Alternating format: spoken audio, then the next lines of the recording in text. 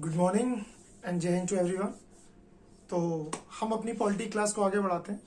Last class में हमने parliament chapter को उठाया था, ठीक, जिसमें आर्टिकल 79 में संसद किस प्रकार से बनती है, संसद के अंग कौन कौन से हैं, संसद के सदन कितने हैं, ठीक, और राज्यसभा और लोकसभा का गठन किस प्रकार हुआ है ना, किस प्रकार उसका फॉर्मेशन हुआ, कैसे उसका स्ट्रक्चर है, कितनी सीट्स हैं, ठीक, कैसे क्या सिस्टम है, इन सारी चीजों को देखा था। ठीक, आज हम लोकसभा की चुनाव प्रणाली पर आएंगे और बाकी चीजों पर कि किस प्रकार लोकसभा की चुनाव प्रणाली है, कैसे लोकसभा के स्पीकर या राज्यसभा के जो चेयरपर्सन है उनका क्या काम होता है, कैसे उनका इलेक्शन होता है, सांसदों की क्या क्या योग्यता है, ठीक, क्या क्या उनकी डिस्क्वालिफिकेशंस हैं, क्या सारी चीजें हैं, उन सारी चीजों पे जो भी पार्लियामेंट से रिलेटेड सारी चीजें उनको हम विस्तार पूर्वक देखेंगे। ठीक, तो चलिए आज की अपनी क्लास को स्टार्ट करते हैं। सबसे पहले पॉइंट जो है वह है लोकसभा की चुनाव प्रणाली। देखिए, जैसे कि हमने समझा था कि लोकसभा की जो चुनाव प्रणाली है उसको संविधान की भाषा में अगर बोले तो बोला जाता है कि प्रादेशिक निर्वाचन क्षेत्र। क्या बोला जाता है? प्रादेशिक निर्वाचन क्षेत्र। लेकिन अगर आप देखोगे तो थोड़ा टिपिकल लग रहा है ये, है ना, कभी कभी हिंदी भी बड़ी टिपिकल हो जाती है, तो हमें इसको इजी उसमें देखना। भाई संविधान की में जो हिंदी में जो शब्द प्रयोग किए गए वो तो कभी क्लिष्ट हिंदी भी है ना। प्रादेशिक निर्वाचन क्षेत्र से मतलब है पूरा का पूरा, बिल्कुल सरल भाषा में देखते हैं, बिल्कुल बिना किसी जो है क्लिष्ट शब्दों का प्रयोग किए हुए या बड़े कठिन शब्दों का प्रयोग किए हुए। प्रादेशिक निर्वाचन क्षेत्र से मतलब है कि पूरा का पूरा जो लोकसभा का चुनाव है वो हर प्रदेश के निर्वाचन क्षेत्र के आधार पर डिवाइड है। यानी हर प्रदेश में, जैसे हम लोगों ने देखा कि किस सीट क्षेत्र में कितनी लोकसभा सीटें निर्धारित की गई हैं। हम चूंकि ये मुख्यमंत्री अभ्युदय पोर्टल योजना पर हम लोग हैं, है ना, तो उत्तर प्रदेश सरकार द्वारा ये चैनल का संचालन किया जा रहा है, तो हम उत्तर प्रदेश को एग्जाम्पल लेते हैं। ठीक, उत्तर प्रदेश में कुल 80 लोकसभा की सीटें, ऐसे ही महाराष्ट्र में 48 और सारी हमने देखी। तो देखिए उत्तर प्रदेश में कुल कितनी सीटें हैं? 80। यानी उत्तर प्रदेश को 80 लोकसभा निर्वाचन क्षेत्रों में विभाजित किया गया है। तो उसी प्रकार से जो हर एक निर्वाचन क्षेत्र से एक लोकसभा का सदस्य चुना जाता है। कल देखा था हमने कि लोकसभा के सदस्य की न्यूनतम आयु 25 वर्ष होती है ना, और जबकि राज्यसभा के सदस्य की 30 वर्ष। यानी अगर किसी व्यक्ति को लोकसभा का चुनाव लड़ना है तो कम से कम उसकी एज कितनी होनी चाहिए? 25 वर्ष। 25 वर्ष की आयु पूर्ण करने वाला व्यक्ति लोकसभा का चुनाव लड़ सकता है। ठीक, कुछ और डिस्क्वालिफिकेशंस भी होती हैं, जो चीजें जैसे योग्यताओं में क्या होना चाहिए, वह भारत का नागरिक हो, ठीक, वह कम से कम 25 वर्ष की आयु धारण करता हो, 25 वर्ष का हो। ये राज्यसभा के लिए 30 वर्ष है। तो ऐसे करके प्रत्येक निर्वाचन क्षेत्र से जो है एक सदस्य चुना जाता है और यही सदस्य मिलके जो है प्रादेशिक निर्वाचन क्षेत्र का मतलब हर प्रदेश के लोग जो हैं वो लोकसभा में उनका सीटों के हिसाब से आवंटन होता है। और ऐसे ही संसद का जो सबसे लोकप्रिय सदन है, जिसे हम लोकसभा के नाम से जानते हैं या लोअर हाउस के नाम से जानते हैं, उसका गठन होता है। लेकिन इसके साथ साथ ये अकेली चीज नहीं है।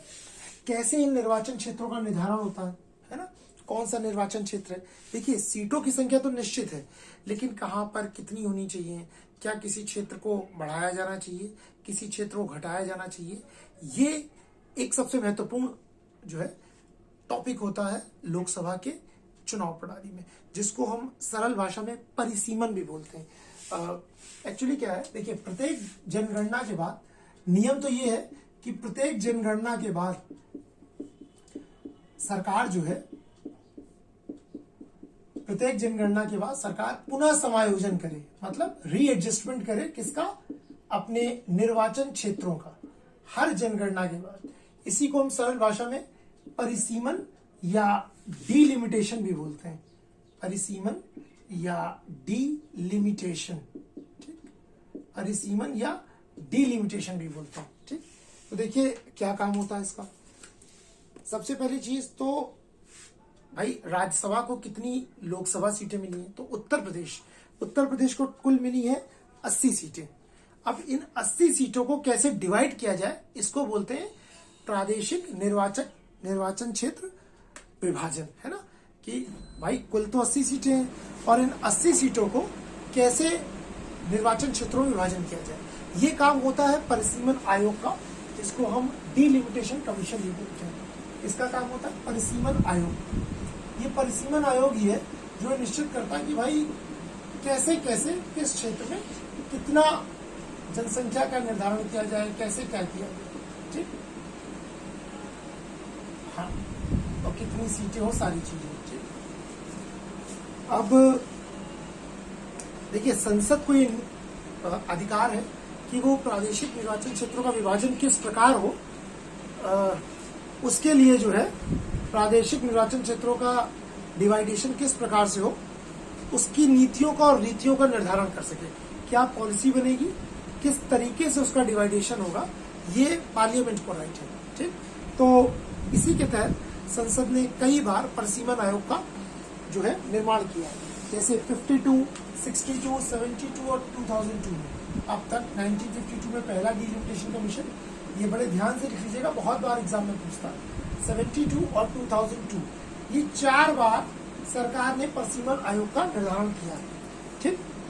ये बताते हैं कि देखिए इस समय इस निर्वाचन क्षेत्र में भाई देखिए उनको बैलेंस रखना है।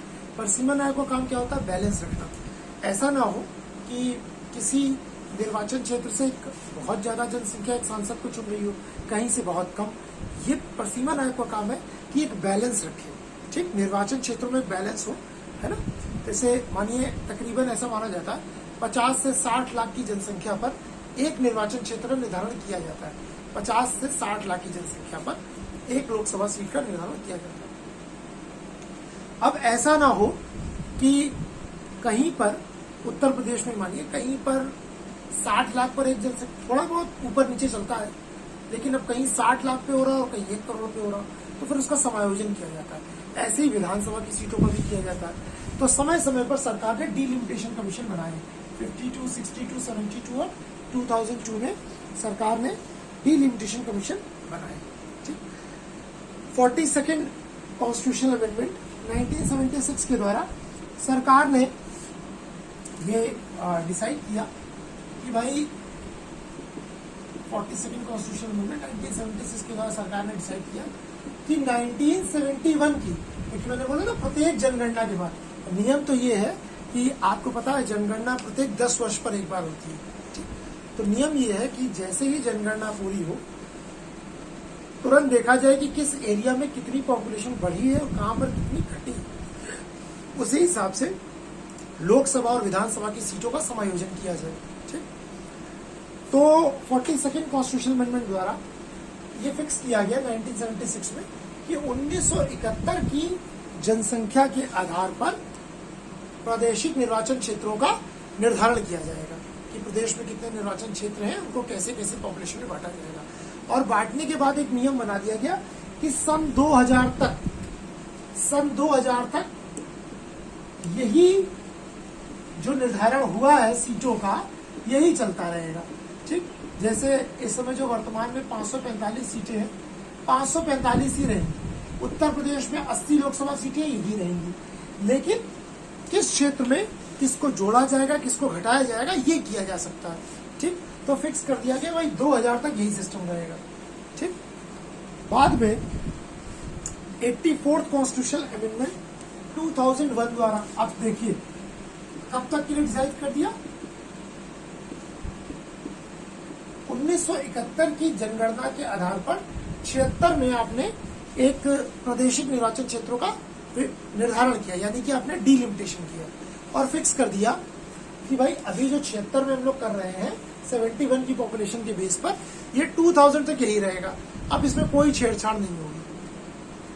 फिर 2000 में, तो 2001 में और जनगणना होगी, देखिए 81, 91, 2001, तब तक हो गई 3 जनगणना। 84th कॉन्स्टिट्यूशनल अमेंडमेंट 2001 में फिर निर्धारण किया गया कि भाई देखिए ऐसा है, अब जो है ना इसी सिस्टम को जो हमने रखा था इसको हम एक्सटेंड कब तक कर दे रहे हैं, अगले 25 वर्षों के लिए एक्सटेंड करते हैं, यानी कि अब 2026 तक यही व्यवस्था रहेगी जो चल रही है 2026 तक, यानी सीटें उतनी ही रहेंगी जितनी है, हाँ बीच में कुछ निर्धारण जो समायोजन होता वह हो सकता है।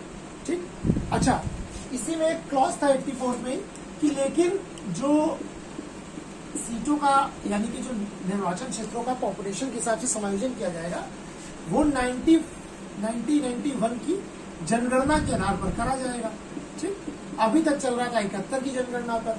84th कॉन्स्टिट्यूशनल अमेंडमेंट द्वारा जो 25 वर्ष बढ़ा दिए गए तो बोला गया भाई लेकिन अब जनगणना 71 की नहीं रहेगी, 1991 की जनगणना को लेकर अब जो है हम सीटों का निर्धारण करेंगे, लेकिन अब कब तक, 2026 तक। तो अब 2026 में निर्णय लिया जाएगा कि अब क्या करना है। 2026 तक आपको सीटों की इतनी संख्या मिलेगी। बस होगा क्या, डीलिमिटेशन कमीशन इतना करेगा कि किसी लोकसभा सीट में अगर वहां पॉपुलेशन बढ़ जाएगी तो थोड़ा सा क्षेत्र समायोजित करके बगल वाली में डाल देगा, अगर कम होगी तो थोड़ी सी जनसंख्या अगर उधर ज्यादा हो रही है तो बैलेंस करके इधर कर देगा। रहेंगी उत्तर प्रदेश में 80 लोकसभा सीटें। अब ये 2026 में डिसाइड होगा कि भाई टोटल 545 सीटें बढ़ेंगी या घटेंगी। स्वाभाविक बात है बढ़ेंगी, जनसंख्या बढ़ रही है तो सीटें बढ़ेंगी, है ना। जब पॉपुलेशन कंट्रोल होगा, जनसंख्या नियंत्रण होगा तो बढ़ेगी, लेकिन अभी उम्मीदें कम है क्योंकि जो अभी करंट का क्वेश्चन है सेंट्रल विस्टम मॉडल के तहत जो नई संसद का निर्माण हो रहा है उसमें मैंने आपको बताया था कि सांसदों की मैक्सिमम संख्या कितनी हो सकती है, 552। अभी है 545, यानी 7 और बढ़ सकते हैं। लेकिन जो सेंट्रल विस्टम मॉडल के तहत नई संसद का निर्माण हो रहा है इसमें तकरीबन 888 लोकसभा सीटों की बात हो रही है और 500 साढ़े 500 के आसपास राज्यसभा सीटों की बात हो रही है। यानी कि सरकार इस हिसाब से संसद को बना रही है कि लोकसभा में तकरीबन 888 सांसद बैठ सके और राज्यसभा में तकरीबन 500 साढ़े 500 के आसपास। तो जाहिर सी बात है सीटें घटेंगी नहीं, सीटें बढ़ेंगी, लेकिन 2026 तक तो फिलहाल नहीं बढ़ने वाली। ठीक, 2026 में देखिए क्या निर्णय सरकार लेती है, लेकिन समायोजन किया जा सकता। तो डिसाइड किया गया कि भाई अब 71 पे नहीं 1991 पे करेंगे, लेकिन इसी में 87 कॉन्स्टिट्यूशनल अमेंडमेंट 87वां संविधान संशोधन 2003 में एक निर्णय लिया गया कि भाई साहब 91 के आधार पर नहीं करेंगे, अब इसको हम करेंगे 2001 की जनगणना के आधार पर जो की गई है।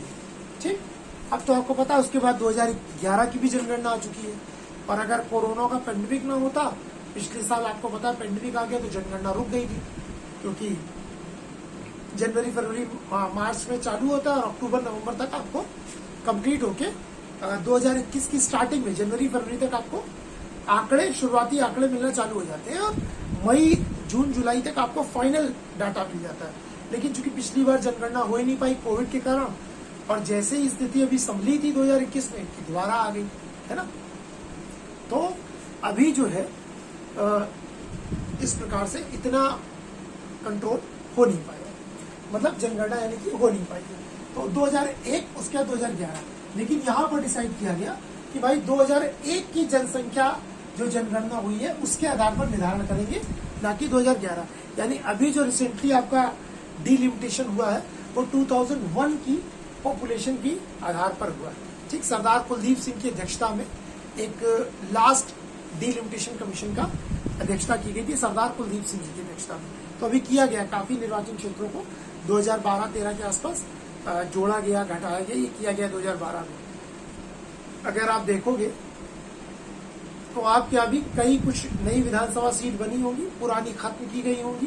ठीक, किसी विधानसभा सीट की जो है एक बड़ी होगी तो काट के 2 कर दी गई होंगी, कोई एक खत्म की गई होगी, किसी को समायोजित कर दिया होगा, किसी को अगर कोई बड़ी होगी तो उसको 2 हिस्सों में बांट दिया होगा।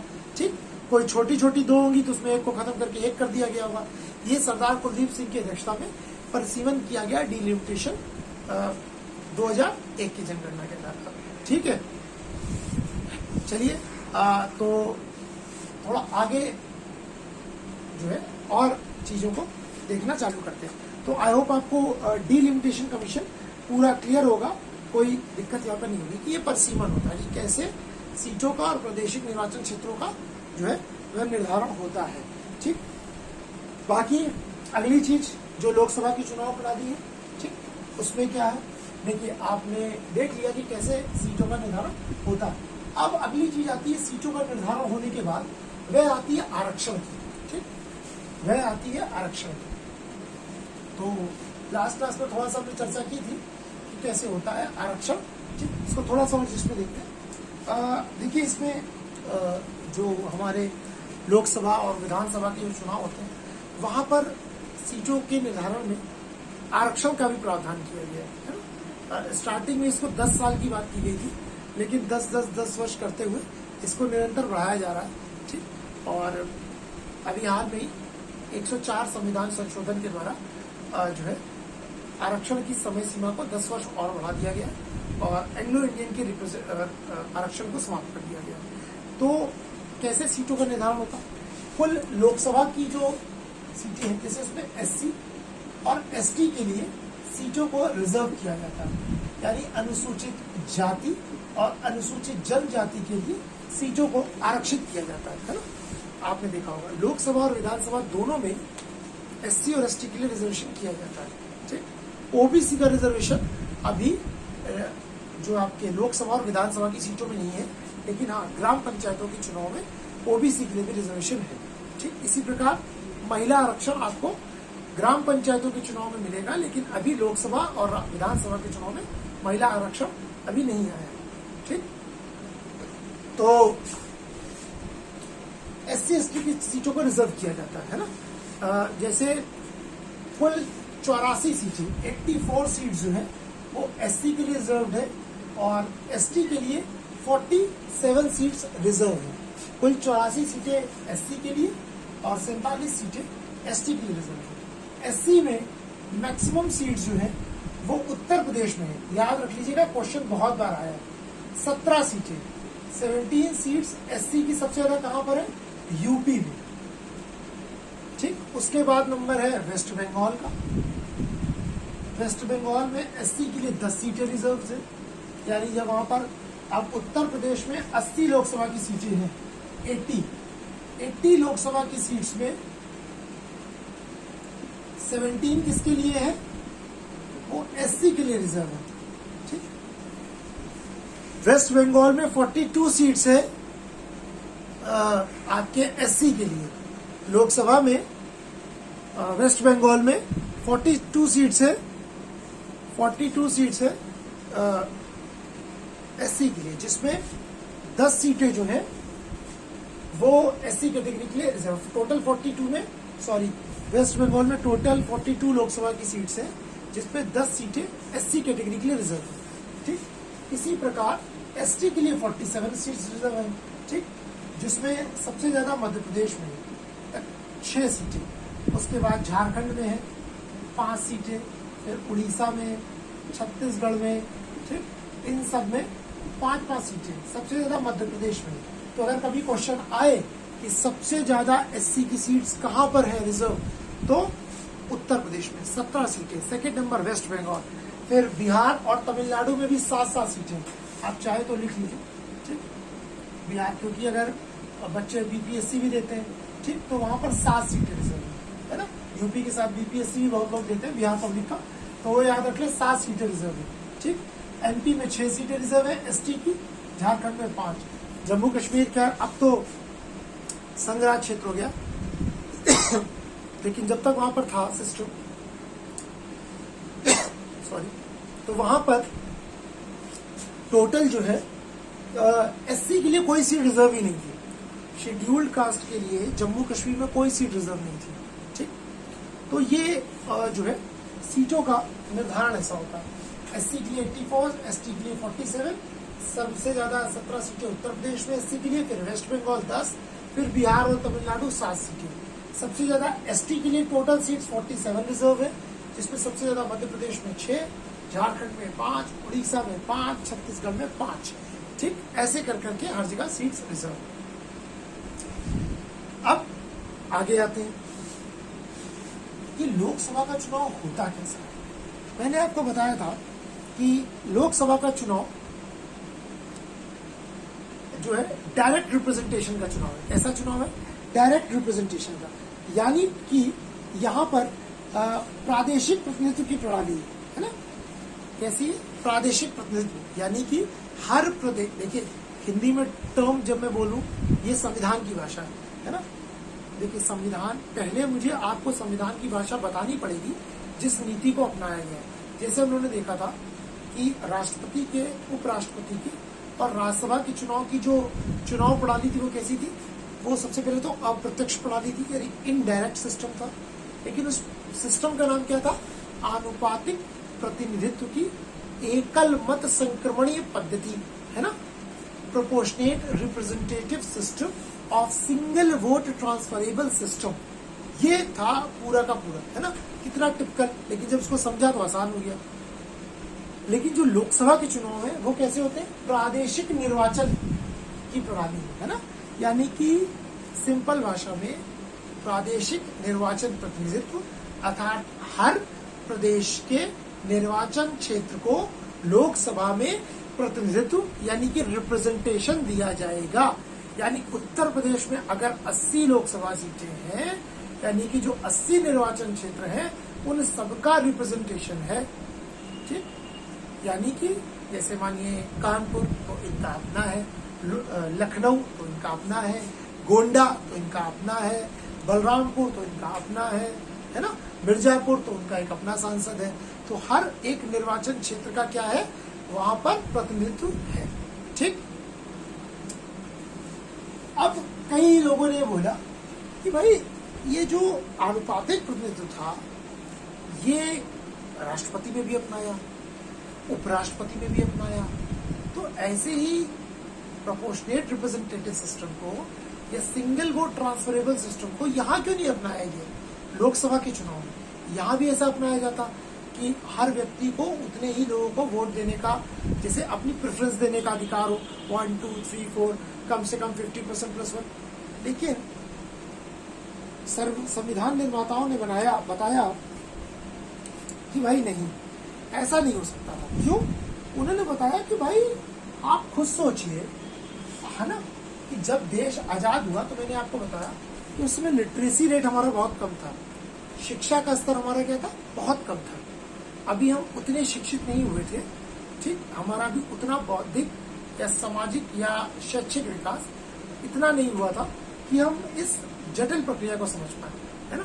प्रोपोर्शनेट रिप्रेजेंटेटिव सिस्टम कितना जटिल है, हर व्यक्ति को जाकर प्रेफरेंस देनी पड़ेगी, जितने लोग हैं, first preference, second preference, third preference, fourth preference. फिर जब तक 50% +1 वोट किसी को ना प्राप्त हो जाए तब तक ये प्रणाली चलती रहेगी। अब देखिए लोकसभा में, चूंकि भारत बहुत बड़ा देश है, 545 लोकसभा के सांसद हैं, ठीक, इतना बड़ा।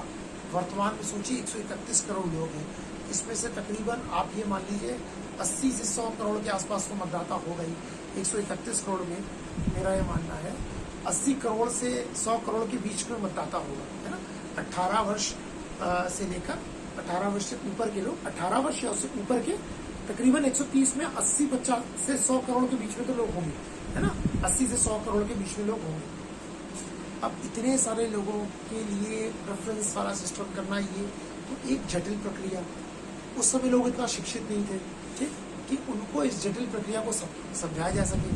इससे क्या होता कि मतदान की जो प्रक्रिया है इसको समझने में बहुत कठिनाई होती है, क्योंकि देश में जो एजुकेशन का जो हमारा स्टैंडर्ड है, शैक्षिक स्तर है, वो उतना अग्रणी नहीं है। दूसरा, काफी खर्चीली जो है व्यवस्था होती है, ठीक, काफी खर्चीली व्यवस्था होती है ना। हर बैलेट पेपर में इतना प्रेफरेंस इतने समय तक चलता रहे। दूसरा, अपने यहाँ ऐसा तो है नहीं कि सिर्फ 2 पार्टी सिस्टम है, 2 ही नेशनल पार्टियां। अपने यहाँ तो मल्टीपोलर पार्टी सिस्टम है, मल्टी पार्टी सिस्टम है, कई सारी पार्टियां हैं, कई सारी पार्टियों। अब ये सोचिए, अगर कल्पना करिए, अगर लोकसभा के चुनाव में कहीं कहीं तो 2-2 ईवीएम लग जाती है। अब अगर किसी के पास 25-25, मानिए एक लोकसभा के चुनाव में निर्दलीय छोटी बड़े मतलब स्टेट की पार्टियां, नेशनल पार्टियां बना ली, 8 तो आपकी नेशनल पार्टी है, उसके बाद स्टेट पार्टी, उसके बाद राज्य जो है आपका डिस्ट्रिक्ट पार्टी, उसके बाद जो चुनाव आयोग ने जिनको ऐसे किया हुआ है, फिर निर्दलीय प्रत्याशी। अब सब मिला के कहीं कहीं ऐसा होता है कि 2-2, 3-3 ईवीएम लग जाती है, यानी 20-20, 25-25 लोग आज खड़े होते हैं। ईवीएम में तो आसानी है, आपने खोला, इसमें टोटल इतने वोट पड़े, इस पार्टी को, कांग्रेस को इतने, बीजेपी को इतने, सपा को इतने, बसपा को इतने, फलाने को इतने, इतने हो गए। अब आप कल्पना करिए अगर आपने अनुपातिक प्रतिनिधित्व प्रणाली अपनाई होती तो लंबे समय तक 1, 2, 3, 4 प्रेफरेंस चल ही रहा है। 25 लोग हैं तो 25 जो है वो क्या करना पड़ेगा, 25 पूरी की पूरी क्या करना पड़ा, प्रेफरेंस देनी पड़ रही है। फिर सोचिए एक नीचे गया, 2 गए, तो तब तक चल रहा है जब तक उसको 50% +1 वोट मिल जाए। बड़ी खर्चीली, बड़ी जटिल है ना समझने में, खर्च में। दूसरा बात आपके मल्टी पार्टी सिस्टम में तो उसमें भी एक अस्थिरता आती, तो ये सही नहीं था। ठीक, इसके अलावा फिर इसमें क्या होता, उपचुनाव जैसा कोई असर ना प्रदान हो पाता। ठीक, दूसरा अगर आप इनडायरेक्टली सिस्टम को उठाते तो देखिए मतदाता और जो प्रत्याशी होता है यानी कि जो उनका जनप्रतिनिधि होता है उसके बीच एक आत्मीयता का संबंध होता है ना। अब आपको अगर कोई समस्या है तो अपने सांसद महोदय के पास जा सकते हैं, आप अपने विधायक महोदय के पास जा सकते हैं। लेकिन कल्पना करिए क्या छोटी सी बात पे आप सीधा अपने राज्यसभा सांसद के पास जाते हैं क्या? लेकिन अगर कोई समस्या होती है तो सबसे पहले आप अपने क्षेत्र के विधायक से मिलते हैं। क्यों? क्योंकि वो आपका वोट मांगने आए होते हैं, उनसे आपका डायरेक्ट कनेक्टिविटी होती है कि भाई साहब आप आए थे, आपने बोला था कि जब हम आएंगे तो आपके यहाँ के पार्क का सुंदरीकरण करेंगे, हम इस रोड को बनवा देंगे, हम इस पुल का निर्माण करा देंगे, आपने अभी तक नहीं कराया।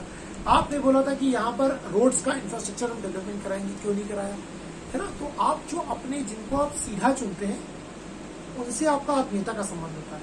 अच्छा, वो भी आपकी बात को महत्व देते हैं। क्यों?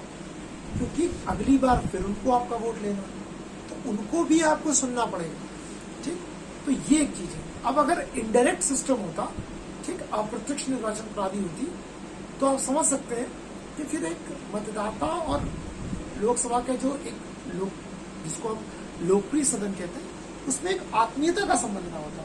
ठीक, उसके बाद ये पार्टी व्यवस्था को ज्यादा महत्व दे देती और मतदाता के महत्व को कम कर देती। कैसे? जैसे अभी देखिए, जिस राज्य में जिस पार्टी की जितनी विधानसभा सीटें होती हैं उसके उतने लोग राज्यसभा में चुन के आते हैं। भाई उत्तर प्रदेश में जिस पार्टी की जितनी राज्य विधानसभा सीटें होंगी उसके उतने ज्यादा प्रत्याशी चुनकर आएंगे राज्यसभा में। अब इसने किसको मजबूत किया? इसने मजबूत किया पार्टी सिस्टम को, जबकि इसने मतदाता के महत्व को लोकसभा के चुनाव में जो अभी सिस्टम है उसके अपेक्षाकृत क्या कर दिया, थोड़ा कम कर दिया। ठीक, उसमें क्या कर दिया, उसने कम कर दिया। तो इसीलिए हम लोग ने आनुपातिक यानी कि प्रोपोर्शनेट रिप्रेजेंटेटिव सिस्टम की जगह किसको अपनाया, प्रादेशिक निर्वाचन क्षेत्र संबंध यानी कि डायरेक्ट इलेक्शन के सिस्टम को, direct representation system of state. यानी कि इसीलिए जो हम लोग बोलते हैं ना कि जो लोकसभा का चुनाव होता है या विधानसभा का चुनाव होते हैं वो कैसे होते हैं, वो first past the post system के चुनाव होते हैं। First past the post system के चुनाव होते हैं, यानी जो व्यक्ति जाएगा 10 या 15 कैंडिडेट है, आप जाइए अपने प्रत्याशी को देकर आ जाइए, जिसके पास ज्यादा वोट होंगे वो विजेता हो जाएगा। हालांकि कमी भी मानी गई, माना ये गया कि first pass the post system में क्या होता है, मानिए कुल 100 वोटर है उस लोकसभा क्षेत्र के और सिर्फ 30% लोग वोट देने गए। ठीक, अब उस 30 में जिसको मानिए 12 वोट मिल गए वो जीत गया, बाकी को किसी को 8 मिले, किसी को 10 मिले। ठीक, तो 10, 18, 20 टोटल वोट पड़ा 30। 3 कैंडिडेट है, जिसको 12 मिला वो जीत गया। तो एक्चुअल में जो विनिंग कैंडिडेट है उसको 100 में से 12 वोट मिले और सिर्फ 100 में से 12 लोगों का वोट लेके वो जीत गया। और फिर होने जीतने के बाद वो 100 लोगों पर क्या करेगा, उनके कार्यभार को संभालेगा। तो ये एक ड्रॉबैक बताया जाता है इस सिस्टम का। ठीक, लेकिन ये ड्रॉबैक तो है, लेकिन अगर आप इनडायरेक्टली वाला करते तो और ज्यादा सिस्टम जो है क्या हो जाता, कठिन हो जाता। ठीक, चलिए अब हम आते हैं कि अब भाई संसद की सदस्यता कैसे मिलेगी। ठीक, तो हम लोगों ने कल डिस्कस किया था कि पहली बात तो लोकसभा में या राज्यसभा में वही व्यक्ति चुनकर आ सकता है जो, पहली चीज क्या है, भारत का नागरिक हो, वो क्या हो, भारत का नागरिक हो, है ना। सबसे पहला पॉइंट भारत का नागरिक हो भाई। उसके बाद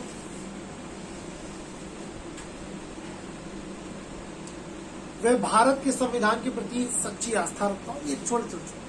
तो तीसरा, वह अगर लोकसभा का चुनाव सदस्य बनना चाहता है तो 25 वर्ष की आयु, राज्यसभा का होगा 30 वर्ष हो, ठीक। भारत की संप्रभुता और अखंडता की रक्षा करे, ये सब सारी चीजें, ठीक।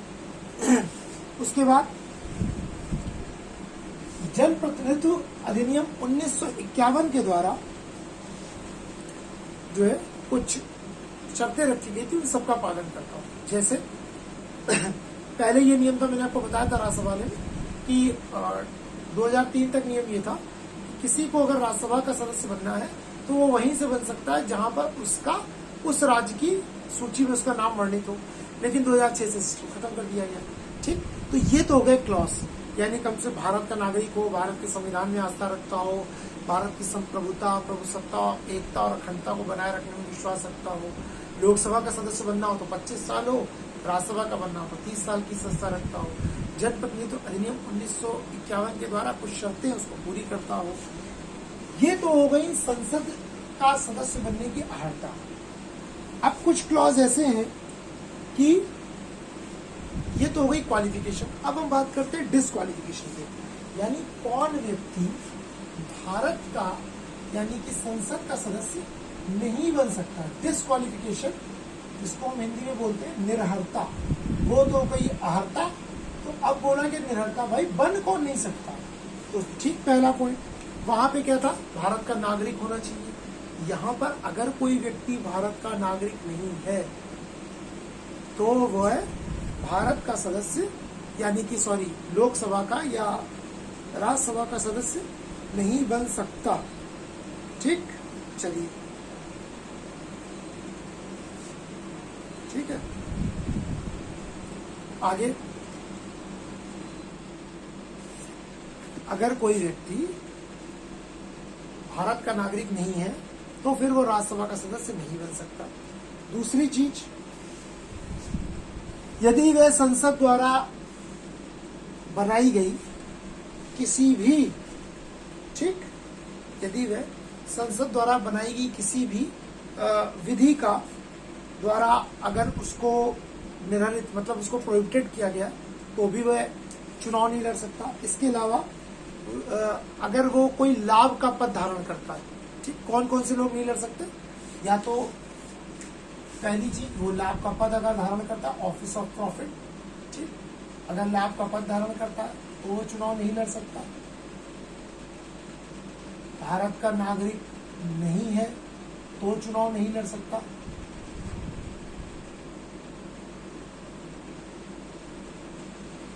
संसद द्वारा कोई ऐसा कानून, संसद द्वारा बनाई गई विधि के द्वारा अगर उसे डिस्क्वालीफाई किया गया, निरर्हित किया गया, तब भी नहीं वे चुनाव लड़ सकते। डिस्क्वालीफाई किया गया तो भी वह चुनाव नहीं लड़ सकता, ठीक। इसके अलावा अगर उसको दिवालिया घोषित किया गया है, ठीक, क्या किया गया, दिवालिया घोषित किया गया है, तब भी नहीं चुनाव लड़ सकता, ठीक। दिवालिया घोषित किया गया, विकृत चित्त का हो, मतलब पागल वागल ना हो, है ना, कैरेक्टरलेस ना हो, ये सारी चीजें, ठीक। ये तो हो गए कुछ क्लॉज, सिंपल चीजें जो ये कॉन्स्टिट्यूशन ने डिसाइड किया कि भाई लाभ का पद ना धारण करता और नागरिक अगर भारत का नहीं है तो नहीं बन सकता, ठीक। अगर संसद द्वारा उसको बनाई गई किसी विधि के द्वारा डिस्क्वालीफाई किया गया हो, दिवालिया हो, विकृत चित्त का हो, ये तो रख दी। संसद ने कुछ नियम बनाए, संविधान ने कुछ नियम बनाए। अब जो मेन है उसको आप ध्यान दीजिएगा, वो है पीपल रिप्रेजेंटेटिव एक्ट। देखिए, भारत में जो भी संसद के और राज्य विधानसभाओं के चुनाव होते हैं वो इसी के द्वारा होते हैं। इसके द्वारा जन प्रतिनिधित्व अधिनियम 1951, पीपल रिप्रेजेंटेटिव एक्ट 1951, इसमें समय समय पे संशोधन हुए, ठीक। समय समय पर इस एक्ट में संशोधन होते रहे। ठीक, ऐसा नहीं 1951 में आया था, इसके ऐसा नहीं कोई संशोधन हुआ। 2003 में भी 71 में 81, 91, 2003 तक जो है इसमें संशोधन हुए। अब इसमें कुछ चीजें कि अगर कोई व्यक्ति, मानिए किसी ने ये सारी डिस्क्वालिफिकेशन किसी में नहीं है, ठीक, तब तो बन ही सकता है। लेकिन अगर उसमें ये सारी चीजें ना होने के पश्चात भी अगर वो इनमें से किसी क्लॉज को फॉलो कर रहा है, पीपल रिप्रेजेंटेटिव एक्ट 1951 के द्वारा, PRA 1951 के द्वारा, तो भी वह संसद का सदस्य नहीं बन सकता। क्या? सबसे पहला क्लॉज है, अगर उसको चुनाव में अपराध के लिए, चुनाव अपराध या भ्रष्टाचार में उसको, भ्रष्ट आचरण के लिए उसको अगर जो है दोषी करार दे दिया गया, ठीक, चुनाव अपराध या भ्रष्ट आचरण के लिए दोषी करार दिया गया, तो भाई ऐसा व्यक्ति दोषी करार दिया गया, तो ऐसा व्यक्ति भाई चुनाव नहीं लड़ पाएगा। अगर जनप्रतिनिधित्व अधिनियम धारा 1951 में अगर वो चुनाव के अपराध में या भ्रष्ट आचरण में संलिप्त पाया गया, तो ऐसा व्यक्ति सारी योग्यताएं होने के पश्चात भी, यानी भारत का नागरिक होने के बाद भी, 25 साल की आयु पूरी करने के बाद भी, संविधान में आस्था रखने के पश्चात भी, ठीक, लाभ का पद धारण न करने के पश्चात भी, है ना, वो कहते भाई ये सारी क्लॉज तो पूरे कर दिए, तो ना अगर आप इसमें संलिप्त पाए गए तो भी आपको डिस्क्वालीफाई कर दिया जाएगा। दूसरा, अगर उसको किसी अपराध में 2 वर्ष की सजा मिली, अगर उसको किसी भी अपराध में 2 वर्ष की सजा प्राप्त हो, 2 वर्ष की सजा घोषित हो गई, ध्यान रखिएगा यहाँ पर मैं सजा घोषित होने की बात कर रहा हूँ, यानी किसी के खिलाफ मुकदमा दर्ज है और अगर फैसला का निर्धारण नहीं हुआ तो ऐसे व्यक्ति को नहीं रोक सकते, क्योंकि भाई ऐसे तो कोई किसी पर किसी भी प्रकार से केस कर सकता, वो इश्यू नहीं है।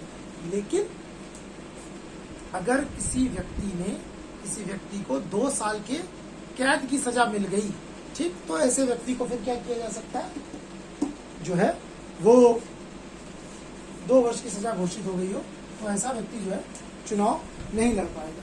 ठीक, इसके अलावा कुछ और क्लॉज है, अगर उसने निर्धारित समय के भीतर अपना चुनावी खर्च का ब्यौरा ना दिया हो, ठीक, यानी कि निर्धारित समय में चुनावी खर्च का ब्यौरा ना दिया हो, ठीक, निर्धारित समय में चुनावी खर्च का ब्यौरा ना दिया हो, ठीक, अगर ये नहीं दिया तो भी आपको भाई डिस्क्वालीफाई किया जा सकता है, चुनावी खर्च का ब्यौरा ना दिया हो, ठीक। एक समय होता है, आपने अपने इलेक्शन में कितना खर्च किया ये बताना पड़ता है, अगर आपने नहीं बताया तो आपके चुने जाने के बाद भी आपको हटा दिया जाएगा, ठीक। उसके अलावा और बाकी सारी चीजें, अब अगर कोई व्यक्ति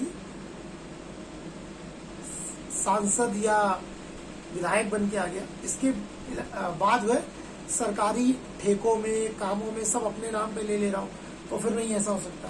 अगर कोई सरकारी काम में खुद संलिप्त पाया गया, ठीक, इसीलिए आप देखिए कितना बवाल होता है कि अगर कोई व्यक्ति खुद ही सरकारी ठेका ले रहा हो कुछ। अभी देखिए अभी एक क्लॉज आया कि जो है कितनी किरकिरी हो रही की, उत्तर प्रदेश के एक मंत्री है, उनके भाई को EWS कोटे में नौकरी मिल गई, अब विवाद उत्पन्न हो गया, ठीक, कि भाई कैसे कैसे कैसे। तो उन्होंने आज मंत्री जी का बयान आया, उन्होंने बोला भाई इसमें मेरी कोई संलिप्तता नहीं है, आप चाहे तो जांच करा लें, जो भी मेरे भाई का चयन हुआ है वो एक निर्धारित प्रक्रिया के द्वारा हुआ है, अब वो क्या होगा जांच का विषय। लेकिन आप सोचिए थोड़ी सी भी कोई चीज हो जाती है, हालांकि देखिए वो उनके भाई हैं, उनके, अब वो सांसद मंत्री महोदय है ना, ठीक, अब उनके भाई तो है नहीं, तो उनके भाई तो अपने जीवन यापन के लिए कुछ करेंगे, पढ़ाई करेंगे। अब उसमें क्या सही क्या गलत, तो ऐसा कुछ भी, यानी किसी भी सरकारी काम या ठेके में अगर किसी मंत्री की संलिप्तता पाई ली जाती है या किसी सांसद महोदय की, जनप्रतिनिधि की, तो भी सारी चीजें हो जाती हैं, ठीक। तो ये कुछ क्लॉज है पीपल रिप्रेजेंटेटिव एक्ट के द्वारा जो मैंने आपको बताया, अगर ये कोई व्यक्ति करता है तो उसको भी चुनाव लड़ने से रोका जा सकता है।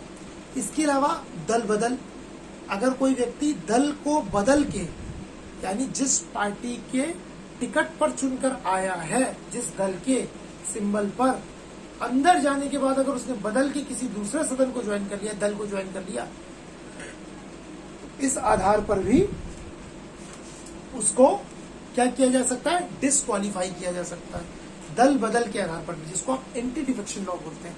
52वें संविधान संशोधन के द्वारा 10वीं अनुसूची में एंटी डिफेक्शन लॉ की बात है। दल बदल के द्वारा, यानी कोई व्यक्ति है ना, अगर जिस दल की टिकट पर चुनकर आया है उसी दल का सदस्य होकर है, ये नहीं चुन के तो किसी एक पर आ गए, अंदर जाने के पश्चात अगर आपने दल बदल किया तो ऐसे व्यक्ति को भी डिस्क्वालीफाई किया जाएगा। अब दल बदल जो है करने के कुछ भी विभिन्न क्लॉज हैं, है ना। मानिए अगर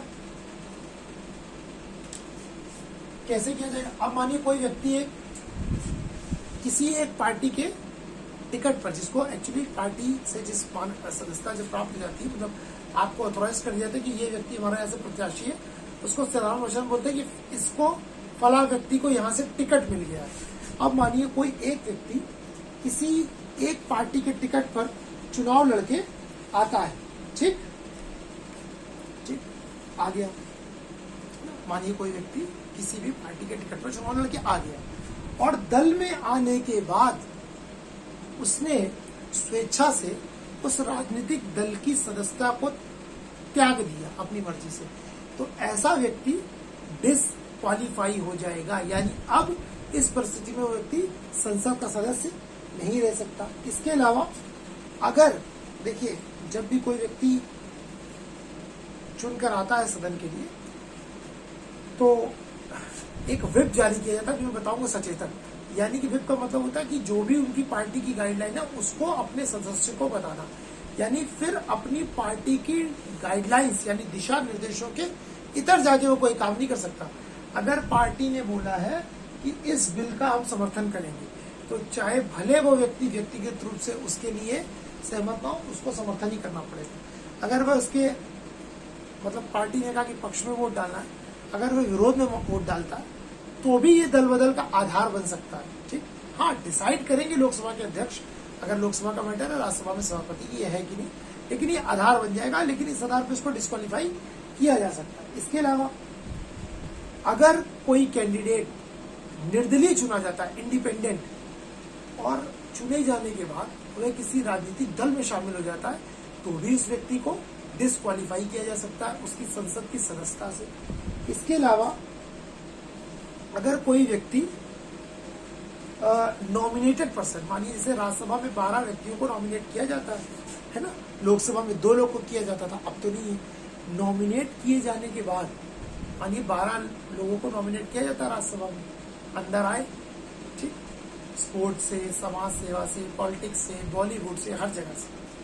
अब वो व्यक्ति आने के पश्चात 6 महीने के पश्चात, 6 साल का मानिए राज्यसभा कार्यकाल है, और उन 12 में किसी ने 6 महीने के बाद किसी पार्टी की अगर सदस्यता ग्रहण कर ली, तो ऐसे व्यक्ति की भी सदस्यता क्या हो जाएगी, खारिज हो जाएगी, यानी वो डिस्क्वालीफाई हो जाएगा, ठीक। वो क्या हो जाएगा, डिस्क्वालीफाई हो जाएगा। और दल बदल से संबंधित निर्णय, क्योंकि बहुत बार क्वेश्चन आया, दल बदल से संबंधित निर्णय अगर कोई है, दल बदल संबंधित कानून का, एंटी डिफेक्शन लॉ का, तो मैंने बताया ये कौन लेता है, दल बदल से संबंधित निर्णय कौन लेता है। अगर क्वेश्चन किसी के एंटी डिफेक्शन का है, तो मैंने बताया अगर लोकसभा का सदस्य है, ठीक, तो कौन होगा, लोकसभा का सदस्य है, तो हमेशा लोकसभा के अध्यक्ष यानी कि स्पीकर ऑफ लोकसभा इसका निर्णय लेंगे, स्पीकर ऑफ लोकसभा निर्णय लेंगे, ठीक। अगर राज्यसभा का सदस्य है,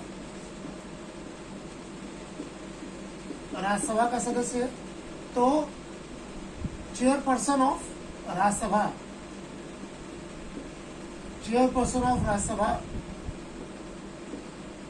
ठीक, चेयरपर्सन ऑफ राज्यसभा लेंगे, ठीक, चेयरपर्सन ऑफ राज्यसभा लेंगे,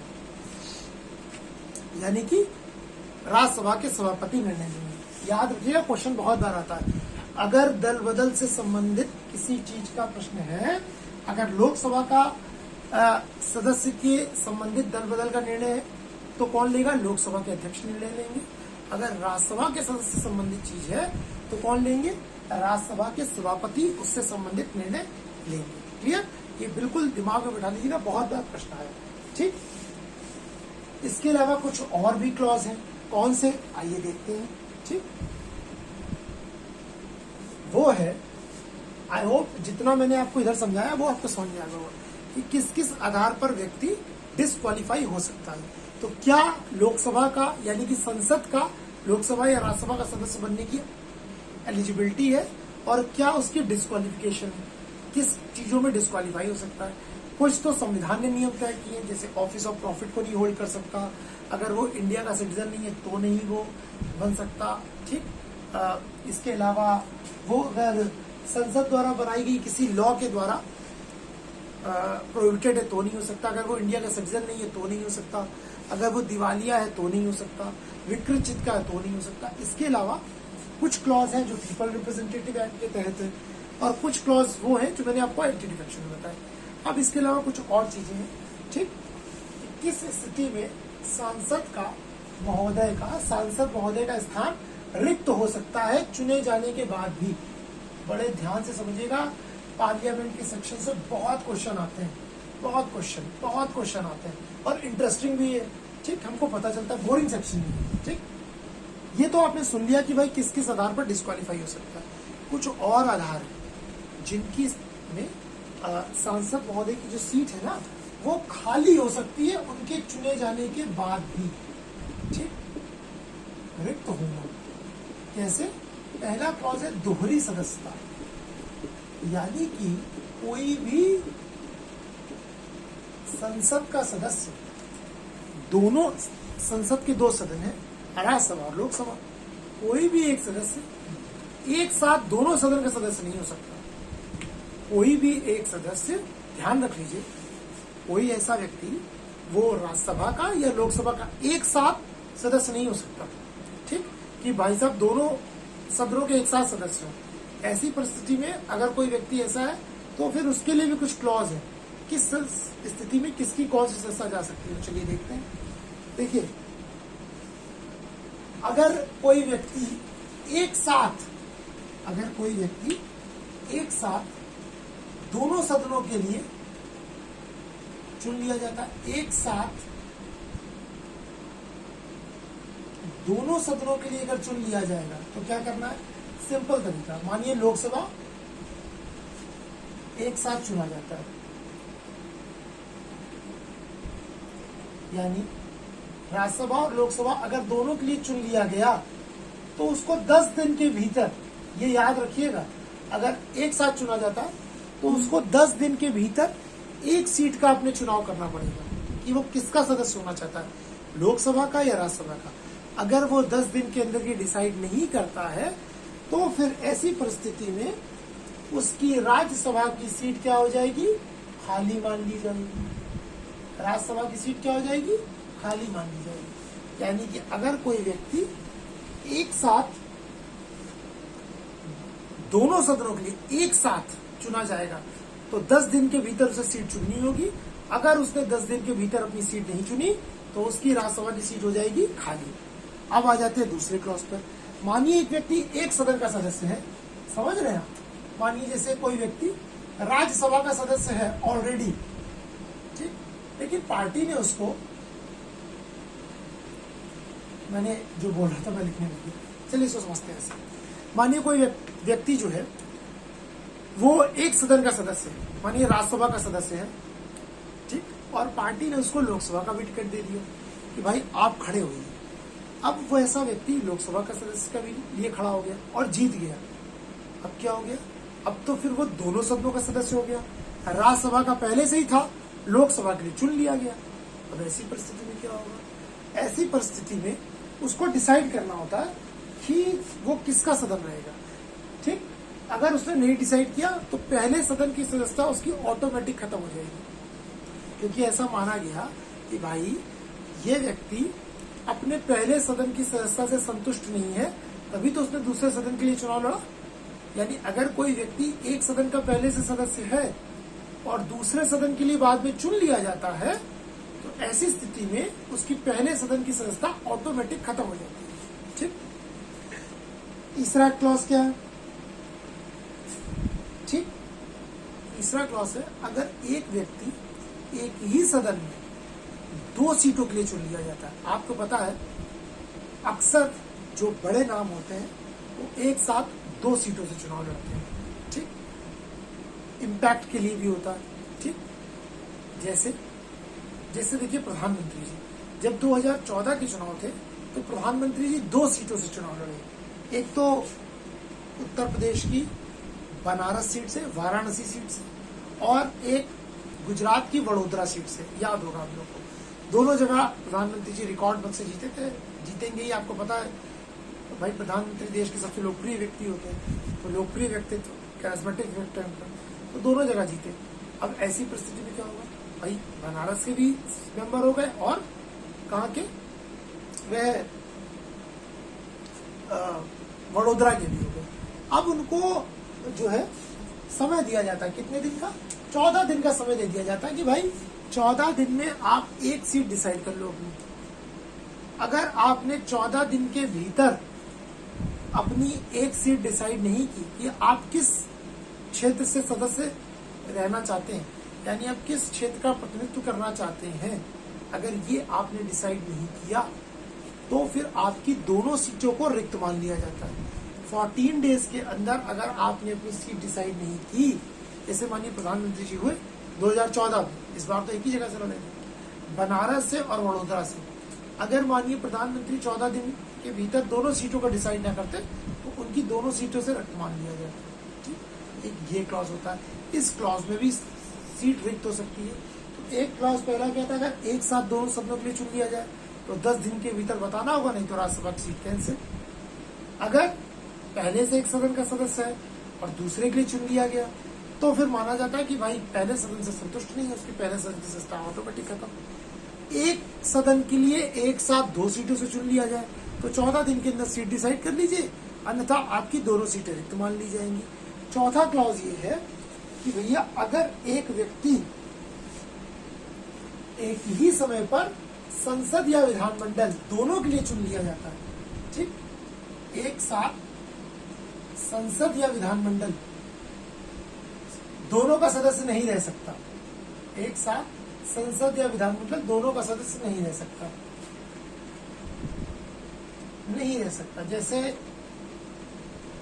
नहीं रह सकता। ठीक, क्यों? अगर ऐसा है तो 14 दिन के भीतर आपको अपनी जो है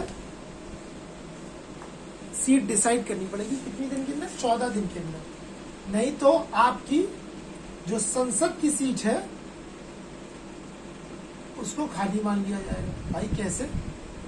मानिए, आप स्वाभाविक बात है, जो कोई संसद का सदस्य होगा वो विधानमंडल का तो चुनाव लड़ेगा नहीं, लेकिन लड़ते भी हैं। जैसे उत्तर प्रदेश में जो हमारे इसमें माननीय मुख्यमंत्री जी हैं श्री योगी आदित्यनाथ जी, आपको पता है ये गोरखपुर लोकसभा निर्वाचन क्षेत्र से सांसद जो है कई बार से चुनकर आ रहे थे, तो ये विधानमंडल का कोई चुनाव नहीं लड़ेगा। लेकिन जो 2017 में उत्तर प्रदेश के चुनाव हुए तब उसके पश्चात जो है जब 2017 के पश्चात क्या हुआ, इनको उत्तर प्रदेश का मुख्यमंत्री निश्चित किया गया कि अब उत्तर प्रदेश के मुख्यमंत्री श्री योगी आदित्यनाथ जी बनेंगे। अब जब उत्तर प्रदेश का उनको मुख्यमंत्री बनना है तो जाहिर सी बात है उनको विधानमंडल का तो सदस्य बनना ही पड़ेगा। ठीक, उत्तर प्रदेश में चूंकि 2 सदन है तो विधान परिषद या विधानसभा दोनों में से किसी एक का सदस्य बनना पड़ेगा। अब अगर वो दोनों में से किसी एक का सदस्य बनेंगे तो साथ में उनकी लोकसभा की भी सदस्यता है, तो अब तो उनको त्यागपत्र देना ही पड़ेगा। तो उन्होंने फिर लोकसभा की सीट से त्यागपत्र दिया और तत्पश्चात उन्होंने विधान परिषद की सदस्यता ग्रहण की, और विधान परिषद की सदस्यता ग्रहण करने के पश्चात फिर वो जो है अपना कार्यभार करते हैं। तो ठीक है, अब मानिए कोई व्यक्ति पहले से ही विधायक है, ठीक, होता है ऐसे, जैसे कई बार इस बार जो 2019 के चुनाव हुए कई ऐसे लोकप्रिय जो है विधायक होते हैं जिनको सांसद का टिकट मिला है ना, हुए, ठीक, तो विधायक जो है संसद के लिए चुनने के अब उनको 14 दिन के भीतर अपनी सीट जो है विधानसभा वाली खाली करनी पड़ेगी। ठीक, नहीं तो उनको संसद की सीट उनकी खाली मान ली जाएगी। ठीक, तो ये भी क्लॉज है। अच्छा, कोई ऐसा व्यक्ति भी संसद का सदस्य हो सकता है जो दोनों में से किसी सीट पर ना चुना गया हो, मैंने बताया था आपको, है ना, लेकिन उसके लिए क्या 6 महीने के भीतर हो सकता है।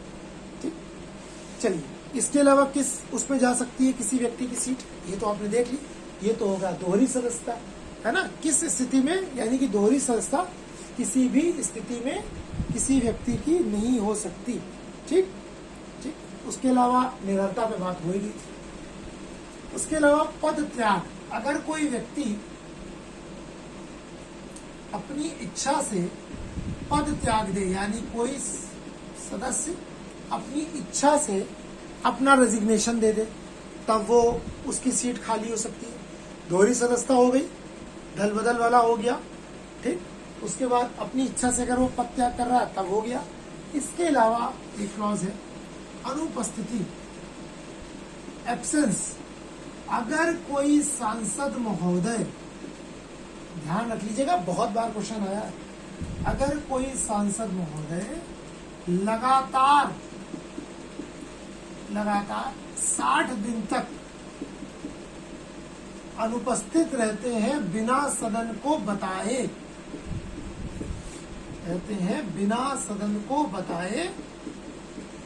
तो उनकी सदस्यता क्या हो जाएगी? समाप्त हो जाएगी।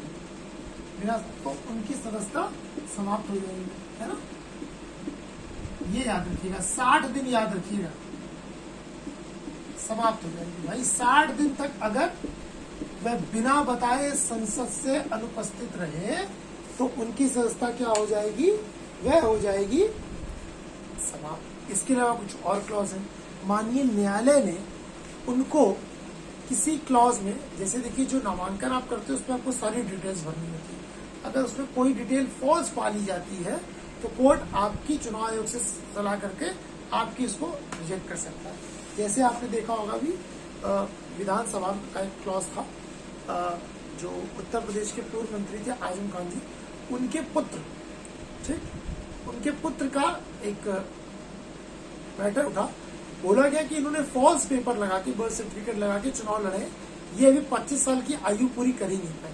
अब चूंकि उस शपथ पत्र पे आजम खान और उनकी पत्नी के भी हस्ताक्षर थे, तो माना गया, जब सारी चेकिंग हुई तो पा लिया गया कि हाँ वो दस्तावेज न्यायालय में जो है फर्जी दस्तावेज लगे थे उनकी आयु के, वो अभी 25 वर्ष पूरे ही नहीं किए थे उन्होंने, वो जाली बर्थ सर्टिफिकेट बना था, तो उनकी सदस्यता खत्म हुई। और जाली सर्टिफिकेट लगवाने और उस पर हस्ताक्षर करने के आरोप में आजम खान और उनकी पत्नी को भी सजा जो है प्राप्त हुई। इस स्थिति में भी जो है वो किया जा सकता। तो यानी कि अगर किसी व्यक्ति की संसद की सदस्यता समाप्त हो सकती है अगर उसको न्यायालय द्वारा, मैंने ये तो आपको आजम खान के पुत्र वाला जो है वो विधानसभा का एग्जाम्पल दिया, लोकसभा भी यही होता है, ठीक। अगर कोई ऐसा करता है तो उसकी सदस्यता चली जाएगी।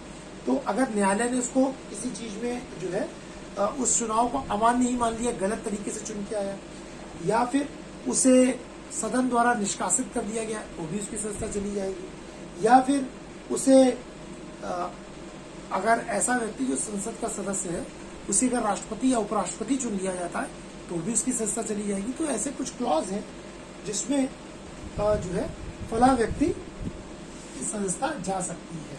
तो ये हम लोग ने डिटेल में देखा कि कैसे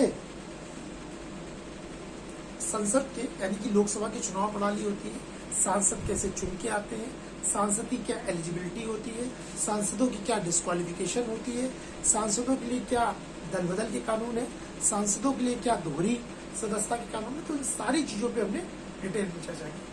अब हम आते हैं लोकसभा की सबसे प्रमुख पदाधिकारियों में एक, लोकसभा के अध्यक्ष, जो लोकसभा की समस्त कार्रवाइयों का संचालन करते हैं, है ना। भाई लोकसभा की संचालन कैसे होगा? तो यानी कि संसद के पीठासीन अधिकारी, तो अगली हेडिंग हम लोग क्या डालेंगे? संसद के पीठासीन अधिकारी, है ना।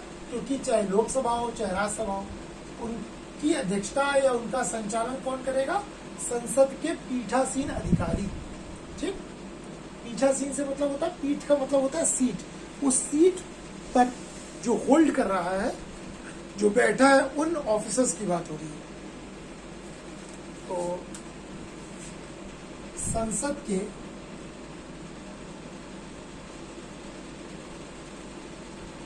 पीठासीन अधिकारी, संसद के पीठासीन अधिकारी, ठीक। अब सबसे पहला जो इसमें प्रमुख अधिकारी है संसद का।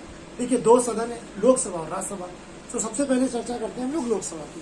तो लोकसभा में कौन है? लोकसभा अध्यक्ष, जिसको आप स्पीकर भी बोलते हैं। लोकसभा अध्यक्ष ऑब्लिक स्पीकर, दोनों एक ही चीज है। देखिए लोकसभा के अध्यक्ष को हमेशा हम लोग क्या बोलते हैं? स्पीकर। और राज्यसभा के सभापति को हम लोग बोल देते हैं चेयरपर्सन, जो कि वाइस प्रेसिडेंट होता है, स्पीकर। आइए तो सबसे पहले देखते हैं कि लोकसभा का अध्यक्ष का चुनाव कैसे होता है। ठीक, क्या इसका सिस्टम होता है, कैसे क्या सारी चीजें होती है। ठीक, देखिए लोकसभा के जो अध्यक्ष का निर्वाचन होता है, यानी कि जो उसका इलेक्शन होता है लोकसभा के अध्यक्ष का, वो कैसे होता है? जो भी सदस्य लोकसभा के लिए चुन कर आते हैं, यानी कि जो भी लोकसभा सदस्य यानी कि लोकसभा के जो सांसद महोदय होते हैं, उन्हीं में से किसी एक व्यक्ति को लोकसभा का अध्यक्ष चुना जाता है। लोकसभा का अध्यक्ष हमेशा सत्तारूढ़ पार्टी का होता है। अब देखिए ब्रिटेन से अगर आप तुलना करेंगे तो यहाँ पाएंगे ब्रिटेन में जो स्पीकर होता है उसके लिए कंपलसरी है कि जब वो अध्यक्ष बने तो अपनी पार्टी की सदस्यता से त्यागपत्र दे। ब्रिटेन में जब भी कोई व्यक्ति स्पीकर चुना जाता है तो ये नियम है कि वो व्यक्ति अपनी पार्टी की सदस्यता से क्या दे? त्यागपत्र दे। इंडिया में ऐसा नहीं है, इंडिया में ऐसा नहीं है, लेकिन फिर भी ये माना जाता है कि पीठ पर जब कोई व्यक्ति बैठा होता है तो वो क्या होता है? वो किसी दल की बात नहीं करता, वो किसी दल से नहीं जुड़ा होता, फिर वो पीठ से जुड़ा होता है। ठीक, लेकिन यहाँ पर पद के त्यागने जैसी कोई कंपलसरी बाध्यता नहीं है कि उस व्यक्ति को अपना पद त्यागना ही त्यागना, ऐसी कोई बाउंडेशन है। ठीक, तो जो भी नए लोकसभा के सदस्य आते हैं उन्हीं में से किसी को चुना जाता है। लोकसभा का अध्यक्ष जो है हमेशा सत्तारूढ़ पार्टी का होता है। जैसे इस समय लोकसभा के अध्यक्ष कौन है? श्री ओम बिरला जी। तो किस पार्टी से जुड़े हैं? भारतीय जनता पार्टी जुड़ के टिकट पर जो है वो चुन के आए। ठीक, अगर इससे पहले अगर आप आ जाओ तो श्रीमती सुमित्रा महाजन जी थी। ठीक, वो भी भारतीय जनता पार्टी से थी। उससे पहले आ जाओ 2014 से पहले तो श्रीमती मीरा कुमार जी थी, वो कांग्रेस पार्टी से थी, क्योंकि तब यूपीए की सरकार थी। ठीक, तो ऐसा ही होता है, लोकसभा अध्यक्ष हमेशा सत्तारूढ़ दल का होता है। ठीक, राष्ट्रपति जो है वो लोकसभा के अध्यक्ष की चुनाव की तारीख तय करते हैं। कौन? क्वेश्चन एक बार आया था कि लोकसभा के अध्यक्ष के चुनाव की तारीख कौन तय करते हैं? तो हमेशा राष्ट्रपति तय करते हैं। लोकसभा के अध्यक्ष के चुनाव की तारीख हमेशा राष्ट्रपति तय करते हैं कि भाई कौन जो है लोकसभा का अध्यक्ष चुना जाएगा, कौन जो है लोकसभा का अध्यक्ष चुना जाएगा। ठीक, दूसरा, जब चुना कैसे जाएगा? देखिए लोकसभा के अध्यक्ष को चुनने से पहले आप एक और पोस्ट उसको थोड़ा सा समझ लीजिए, प्रोटेम स्पीकर का पोस्ट। ठीक, प्रोटेम स्पीकर होता क्या है? राष्ट्रपति आते हैं, राष्ट्रपति संसद के सभी सदस्यों को, राष्ट्रपति सबसे पहले तो संसद के सबसे वरिष्ठ सदस्य होते हैं। मानिए जो लोकसभा चुनकर आई है ना, लोकसभा के चुनाव हुए और लोकसभा के चुनाव पे राष्ट्रपति सबसे पहला काम क्या करते हैं? देखिए सबसे पहले वो चुनते हैं प्रोटेम स्पीकर को, जिसको हिंदी में सामयिक अध्यक्ष भी बोला जाता है। आप प्रोटेम स्पीकर समझिए। ठीक, राष्ट्रपति सबसे पहले चुनते हैं प्रोटेम स्पीकर को। प्रोटेम स्पीकर कौन होता है? प्रोटेम स्पीकर वह व्यक्ति होता है जो लोकसभा चुनी जाती है उसमें सबसे वरिष्ठ सदस्य होता है, सबसे सीनियर मेंबर। ठीक, वो सत्तारूढ़ का भी दल का भी हो सकता है, विपक्ष का भी हो सकता है, कोई भी हो सकता है। उस व्यक्ति को प्रोटेम स्पीकर चुन लिया जाता है। राष्ट्रपति सबसे पहले उस व्यक्ति को शपथ दिलाते हैं, सिर्फ किसको? प्रोटेम स्पीकर को। अब प्रोटेम स्पीकर का काम क्या है? प्रोटेम स्पीकर का सिर्फ ये अल्पकालिक पद होता है, शॉर्ट पीरियड का। बड़े इजीली समझिएगा। मानिए लोकसभा का चुनाव हुआ 2019 वाला, सारे सदस्य जीत के आ गए, लोकसभा चुनाव हो गए, 545 जीत गए, 543 जीत गए, 2 उसमें मनोनीत वाले हो गए। चलिए 545 सदस्य पहुंचे। अब 545 सदस्य सबसे पहले राष्ट्रपति देखेंगे भाई सबसे सीनियर सदस्य कौन, जो सबसे ज्यादा बार जीत कर आया हो, सारी चीज। तो डिसाइड किया गया अच्छा भाई ये व्यक्ति जो है सबसे सीनियर है, उनको राष्ट्रपति ने सबसे पहले शपथ दिलाई, उनको बनाया गया प्रोटेम स्पीकर। प्रोटेम स्पीकर का मुख्य कार्य क्या होता है? सिर्फ इसके दो कार्य होते हैं। जब तक लोकसभा के अध्यक्ष का चुनाव नहीं हो जाता स्पीकर का, तब तक वह पीठ पर रहता है स्पीकर के जैसे। उसका सबसे पहला काम है सारे सदस्यों को शपथ दिलाना। देखिए, राष्ट्रपति ने शपथ दिलाई प्रोटेम स्पीकर को, प्रोटेम स्पीकर शपथ दिलाएंगे बाकी सदस्यों को। बाकी सदस्यों को शपथ दिलाने के पश्चात प्रोटेम स्पीकर क्या करते हैं? राष्ट्रपति जो चुनाव की तारीख तय करते हैं लोकसभा के अध्यक्ष की, फिर वो लोगों से बोलते हैं कि भाई फला तारीख को आप लोग वोट करके लोकसभा के अध्यक्ष को चुन लीजिए। जाहिर सी बात है, सत्तारूढ़ दल का व्यक्ति ही लोकसभा का अध्यक्ष चुना जाता है। तो जैसे ही लोकसभा का अध्यक्ष चुनकर आता है, प्रोटेम स्पीकर का काम हो जाता है उसी क्षण से खत्म। तो समझिए, सबसे पहला काम है राष्ट्रपति करेंगे प्रोटेम स्पीकर का चुनाव, प्रोटेम स्पीकर सारे लोकसभा के सदस्यों को शपथ दिलाएंगे, ठीक। उसके पश्चात वो लोकसभा के अध्यक्ष का चुनाव कराएंगे।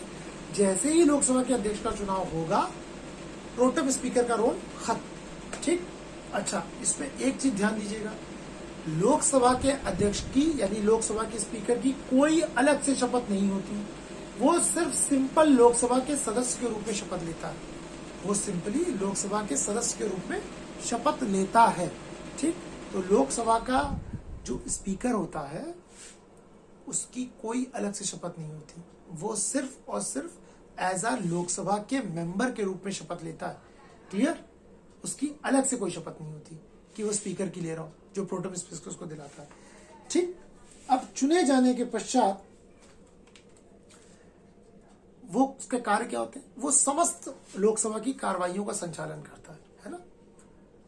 जब लोकसभा की कार्रवाई होगी तो पूरे सदन की अध्यक्षता वही करता है, ठीक। पीठ पे होगा, संचालन वही करता है ना। उसका कार्य है कि किस प्रकार से पूरी सदन की कार्रवाई को कराया जाए, ठीक। वो सदन को स्थगित भी कर सकता है। अगर कोई, आपने देखा होगा लोकसभा की जब बैठक हो रही होती है राज्यसभा की, तो सांसद महोदय किसी चीज पे होते हैं तो खूब भीड़ इकट्ठी हो जाती है, चिल्लाने लग जाते हैं, इधर उधर क्लैश हो जाता है, ठीक। कभी कोई कागज के गोले बना के फेंकने लग जाता है। तो अगर कोई ऐसी स्थिति होती है तो लोकसभा क्या जो स्पीकर है वो सदन को क्या कर देते हैं? स्थगित कर देते हैं। कभी कभी 2 दिन के लिए, 3 दिन के लिए, कभी कभी अनिश्चित काल के लिए भी स्थगित कर देते हैं, भी बताऊंगा आगे, ठीक। अगर कुछ मेंबर ज्यादा परेशान करो तो वेल तक आ जाते हैं, तो राइट है उनको, वो 1 या 2 दिन के लिए भी। आपने देखा होगा पहले सुमित्रा महाजन जी ने पिछली लोकसभा कार्यकाल में कुछ 6 या 7, 8 सदस्य थे जो बहुत ज्यादा किसी मुद्दे पर विवाद करते करते वेल के पास आ गए थे। तो पीठ की एक गरिमा होती है ना, तो वहां तक आ गए थे। तो फिर वहां पर जो है उनको 2 या 3 दिन के लिए वो कर दिया था कि ये भाई ऐसा है, 2 या 3 दिन तक किसी भी संसद सदन की बैठक में कार्रवाई में भाग नहीं ले सकते। तो उसका बड़ा जो है विरोध होने लगा, ठीक। तो इस प्रकार से तो उनका निर्वाचन होता है। लोकसभा के अध्यक्ष का पद किस प्रकार से रिक्त होता है? देखिए, इसकी भी कुछ समान स्थितियां होती हैं। मानिए अगर वह सदन का सदस्य ही नहीं रह गया तो फिर वो लोकसभा का अध्यक्ष भी नहीं बन सकता। मानिए उसने अपनी इच्छा से देखिए, एक तो अपने पद से त्याग दे दे कि भाई मैं स्पीकर के पद का दायित्व नहीं निर्वाह कर सकता हूं, एक तो ये हो गया, इस स्थिति में उसका पद रिक्त हो जाएगा। दूसरा, उसने बोला कि भाई अब मैं सदन का ही सदस्य नहीं रहना चाहता, अब मेरी कुछ तकलीफें, किसी के व्यक्तिगत कारण होते हैं, स्वास्थ्य कारण होते हैं, अगर किसी भी प्रकार से उसने सदन की सदस्यता ही से त्याग पत्र दे दिया, अब अगर सदन का ही सदस्य नहीं है तो लोकसभा का अध्यक्ष तो हो ही नहीं सकता। तो इस परिस्थिति में भी उसका पद रिक्त हो जाता है, ठीक। या फिर वह जो भी वह अपना त्याग पत्र देगा वो किसको देगा? लोकसभा के उपाध्यक्ष को। याद रखिएगा, वह अपना त्याग पत्र लोकसभा के उपाध्यक्ष को देगा, ठीक। तीसरी चीज, अब अगर लोकसभा के सदस्य को हटाना है, ठीक, तो जितने भी लोकसभा के सदस्य हैं वो जो है एक बहुमत से संकल्प पारित करके उसको हटा सकते हैं, है ना। लेकिन ऐसे में उसको हटाने के लिए कम से कम 14 दिन पहले उसको सूचना देनी पड़ेगी, ठीक। लेकिन एक क्लॉज और समझिएगा। अब मानिए लोकसभा के पहले अध्यक्ष थे जीवी मावलंकर जी, ठीक, उन्हीं के खिलाफ प्रस्ताव पारित हो गया था उनको हटाने का। किसके? लोकसभा के अध्यक्ष को हटाने का, ठीक। हालांकि वो पारित नहीं हो सका था, लेकिन उनके खिलाफ आ गया था प्रस्ताव उनको हटाने का। अब देखिए, अगर लोकसभा के अध्यक्ष को माननीय सदस्यों ने बोला कि ये जो है अपने कर्तव्यों का निर्वहन सही से नहीं कर रहे हैं, सदस्यों ने मेजोरिटी से, हालांकि देखिए पॉसिबल नहीं है ऐसा। अब हैरानी की बात यह है कि जीवी मावलंकर जी को लोकसभा का अध्यक्ष किसने बनाया होगा? सत्तारूढ़ दल ने, समझिए। लेकिन उस समय की गरिमा समझिए आप राजनीति की कितनी बड़ी गरिमा थी कि जब जो व्यक्ति को राज्यसभा का लोकसभा का अध्यक्ष बनाया गया, जीवी मावलंकर जी को, तो जाहिर सी बात है उसमें कांग्रेस पार्टी होगी, तो कांग्रेस पार्टी ही के उससे होगी, क्योंकि देश आजाद हुआ था तो कांग्रेसी पार्टी थी समझ लीजिए एक तरह से, जिसको मतलब एक तरह से छोटे मोटे दल थे लेकिन बहुमत सिर्फ कांग्रेसी पार्टी का होता था, एक तरफा चुनाव होता था उस समय, तो समझ लीजिए। तो कांग्रेस पार्टी सत्ता में आई तो कांग्रेस पार्टी के लोकसभा अध्यक्ष होंगे। अब मेजॉरिटी किसकी होगी संसद में, लोकसभा में? कांग्रेस पार्टी की, और वही अपने ही चुने हुए अध्यक्ष के खिलाफ लेकर आए अविश्वास। तो उस समय चीजें भी थी, ठीक। अच्छा, लेकिन जब लोकसभा के अध्यक्ष को हटाने के लिए अगर आप संकल्प पारित मतलब विचाराधीन है, भाई रख दिया गया, ठीक, ऐसे नहीं हो जाएगा, कम से कम 50 लोग को उस पर हस्ताक्षर करना होता है, ठीक। और मानिए संकल्प रख दिया गया, भाई उनको हटाने का विचाराधीन है, ठीक। अब इसका मतलब ये नहीं है कि वो कोई बोल नहीं सकते या कार्रवाई में भाग नहीं ले सकते, वो लोकसभा के अध्यक्ष के खिलाफ आता है, ठीक। पर एज अ लोकसभा सदस्य वो इस प्रक्रिया में यानी इस कार्रवाई में भाग भी ले सकते हैं और उन्हें बोलने का भी अधिकार है, लेकिन सिर्फ किसका अधिकार नहीं है? मत देने का, वोट देने का उनका राइट नहीं है। लेकिन अगर मानिए ऐसी स्थिति में यानी लोकसभा के अध्यक्ष को हटाने के लिए वोटिंग चल रही है और अगर वोट बराबर हो गए तो कास्टिंग वोट देने का अधिकार है, ठीक। कास्टिंग वोट देने का अधिकार स्पीकर के पास है ना। ये याद रखिए, लोकसभा का अध्यक्ष कभी भी सामान्य परिस्थितियों में वोट नहीं देते हैं। लोकसभा के जो स्पीकर हैं, अध्यक्ष हैं, कभी भी सामान्य परिस्थितियों में वोटिंग नहीं करते हैं। वो तभी वोट देते हैं जब किसी विधेयक पर या किसी मत पर सदन बराबर बराबर बट गया हो, ठीक। मानिए टोटल 545 मेंबर्स हैं, ठीक, कितने? 545। अब 272 एक तरफ, 272 एक तरफ, आप सोचिए कितने हो गए? 544 मेंबर्स। 272 ने यस में वोट दिया किसी बिल के, 272 ने नो में दिया। अब हो गया सदन इक्वली डिवाइड। अब यहां आ जाती है कास्टिंग वोट की बात। कास्टिंग वोट स्पीकर कर सकते हैं। अब ये जहां पर भी स्पीकर का वोट जाएगा यानी लोकसभा के अध्यक्ष का, अगर यस में गया तो यस वाले जीत जाएंगे, बिल पारित हो जाएगा, नो में गया तो बिल गिर जाएगा, ठीक। तो स्पीकर नॉर्मल परिस्थिति में भी वोट नहीं दे सकते, लेकिन कास्टिंग वोट देने का उनको अधिकार प्राप्त है, ठीक। चलिए अब हम बात करते हैं कि लोकसभा के अध्यक्ष के कार्य क्या क्या है, ठीक। उनकी शक्तियां क्या क्या है, उनके कार्य क्या क्या है, ठीक। शक्ति तो बहुत है भाई, है ना। उनका स्थान भी बड़ा उच्च है। स्थान कैसे उच्च है आप समझिए, प्रोटोकॉल में उनका स्थान काफी ऊपर है। वो प्रोटोकॉल के सिस्टम में 7वें नंबर पे है। क्वेश्चन आ चुका है, भारत के चीफ जस्टिस ऑफ इंडिया के साथ, भारत के सीजेआई के साथ 7वें नंबर पर है लोकसभा के अध्यक्ष। स्पीकर का प्रोटोकॉल में 7वां नंबर है। बहुत बार क्वेश्चन आया, याद रखिएगा, किसके साथ? सीजेआई के साथ। वह समझ लीजिए राष्ट्रपति, उपराष्ट्रपति, प्रधानमंत्री और आपके और जो वरिष्ठ पूर्व प्रधानमंत्री, पूर्व राष्ट्रपति, ये सब तो 7वें नंबर पे आ जाते हैं। तो सोचिए कितना महत्वपूर्ण पद है। प्रोटोकॉल में 7वें नंबर पर जो है उनका वो है। यानी कि अगर आप सरल भाषा में समझ लीजिए तो अगर वर्तमान संसद उसमें बात हो जाए मंत्रिपरिषद में, तो वो प्रधानमंत्री और उप प्रधानमंत्री हैं, अगर हैं तो। जैसे इसमें तो नहीं है, कभी उप प्रधानमंत्री का पद बनाया जाता था, है ना। तो अगर प्रधानमंत्री, उप प्रधानमंत्री के बाद सबसे शक्तिशाली पद होता है, प्रोटोकॉल में सबसे ऊपर है ये, कैबिनेट मिनिस्टर से भी ऊपर है। तो आप समझ लीजिए प्रोटोकॉल के हिसाब से बड़ा महत्वपूर्ण पद है। सोचिए प्रधानमंत्री, उप प्रधानमंत्री के बाद इनका नंबर आएगा। अगर आप सिर्फ प्राइम मिनिस्टर और उनकी काउंसिल ऑफ मिनिस्टर की बात कर लें तो इतना शक्तिशाली पद हो जाता है। आइए कुछ इनकी भूमिका और इनके कार्यों पर जो है चर्चा कर लेते हैं। तो जैसे हमने देखा लोकसभा के अध्यक्ष का पहला कार्य क्या है भाई? वो सदन की कार्रवाई और संचालन के लिए वो नियम और विधियां बना सकते हैं। इसके अलावा यही उनका प्राइमरी ड्यूटी है, क्या कि लोकसभा के सदन को कैसे चलाया जाए। ठीक, वो नीतियां, विधि, लॉ बना सकते हैं। लॉ मतलब जैसे मानिए सदन को चलाना है, सदन को चलाने की जिम्मेदारी उनकी, ये उनका नैतिक दायित्व है। तो ऐसी परिस्थिति में वो क्या करते हैं, सदन के सारी पार्टी के लोगों को ऑल पार्टी मीटिंग होती है, खुद बुलाते हैं वो। कब? लोकसभा के सदन चालू होने से पहले अध्यक्ष बुलाते हैं कि भाई देखिए सदन को हमें अच्छे से चलाना है, सबको मिलजुल के चलाना है ना, लोकतंत्र है ये वो, आप अपनी बात को रखिए, तरीका होना चाहिए, सारी चीजें। तो लोकसभा के सदन को चलाने की जिम्मेदारी चूंकि उनकी होती है, लोकसभा के अध्यक्ष की, है ना। आप देखिए वही डिसाइड करते हैं कि कौन मेंबर कितना बोलेगा, किसका कितना टाइम है, किसको कितनी छूट है, क्या चीज रिकॉर्ड होगी, क्या चीज नहीं रिकॉर्ड होगी। कभी कभी कोई मेंबर इधर बात करने लग जाते तो वो डांट देते हैं, बोलते हैं nothing will record in it, कुछ भी इसमें रिकॉर्ड नहीं किया जाएगा। तो ये उनके पास राइट है, किसको शामिल करें, किसको शामिल ना करें।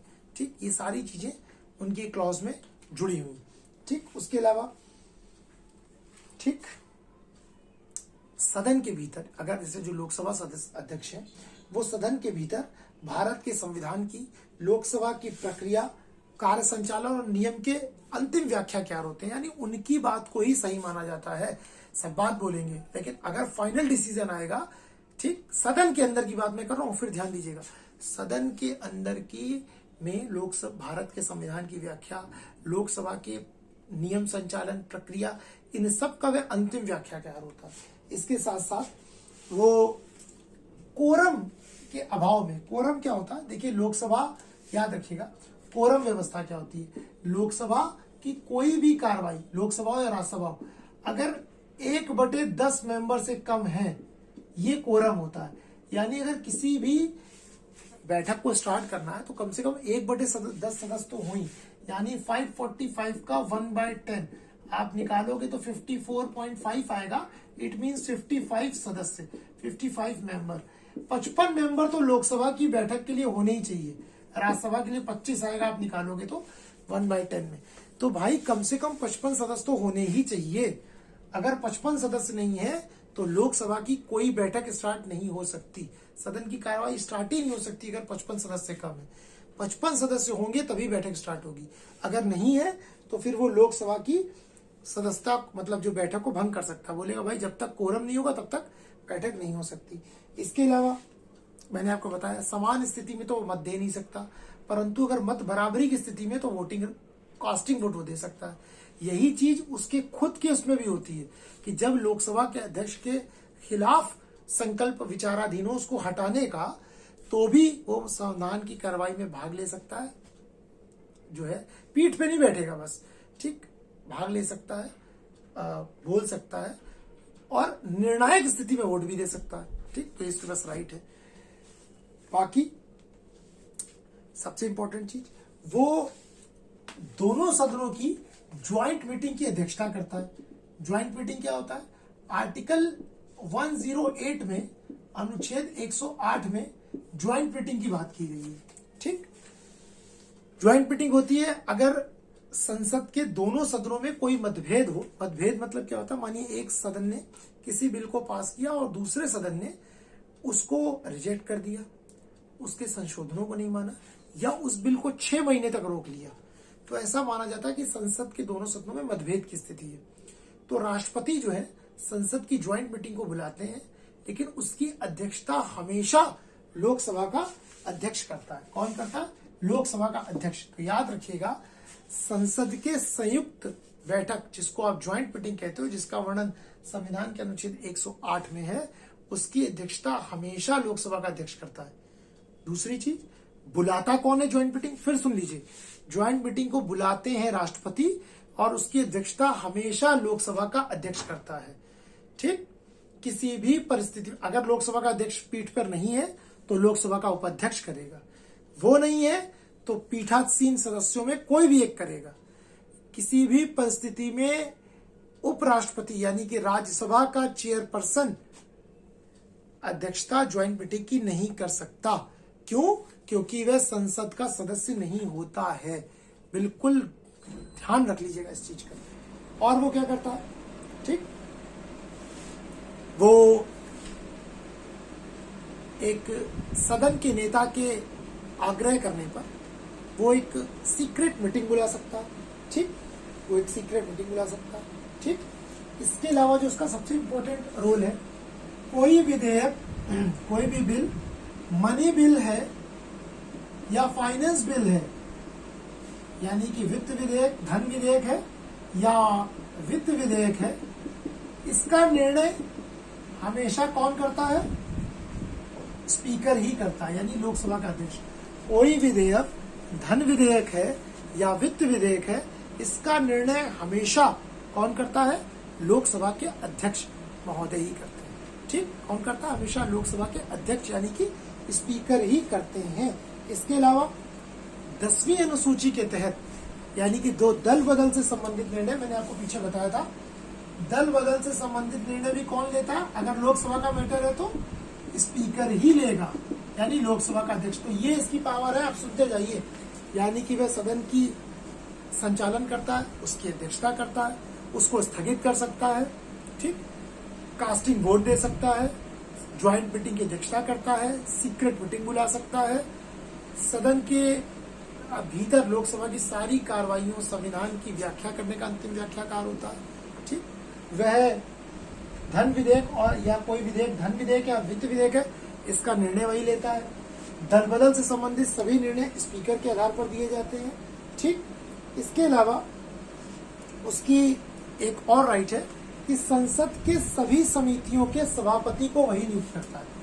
पार्लियामेंट की जितनी कमिटीज बनती हैं, संसद की सभी समितियों, जितनी कमिटीज, जिसको अभी मैं आपको नेक्स्ट क्लास में पढ़ाऊंगा, सभी समितियों, संसद की सभी समितियों के सभापति को क्या करता है, वो नियुक्त करता है। संसद की सभी समितियों के सभापति को नियुक्त करता है, वो संसद की सभी समितियों के सभापति को नियुक्त करता है, ठीक। संसद की सभी समितियों के सभापति को नियुक्त करता है, ठीक।